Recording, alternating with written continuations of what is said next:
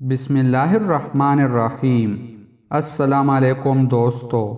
حضرت عبداللہ بن عباس رضی اللہ عنہ کی حدیث میں ہے کہ جن کاموں سے مسلمانوں کے درجات بلند ہوتے ہیں وہ یہ ہے: نمبر 1، السلام علیکم کہتے رہنا۔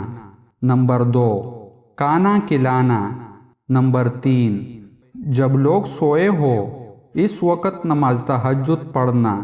جناب رسول اللہ صلی اللہ علیہ وآلہ وسلم نے ارشاد فرمایا، تم میں سے جب کوئی آدمی سونے لگتا ہے تو شیطان اس کی گدی پر 3 گرہیں لگا دیتا ہے اور ہر گرہ پر 3 تپکی دیتا ہے اور کہتا ہے کہ تجھ پر لمبی رات ہے، سویا رہ۔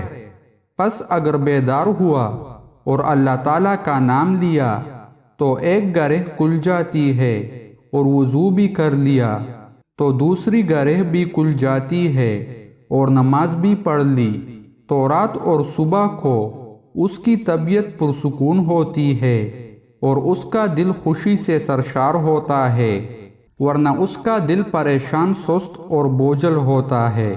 دوستو، مزید اسلامک ویڈیوز دیکھنے کے لیے ہمارے چینل کو سبسکرائب کریں اور ویڈیو کو لائک اور شیئر کریں۔ جزاک اللہ۔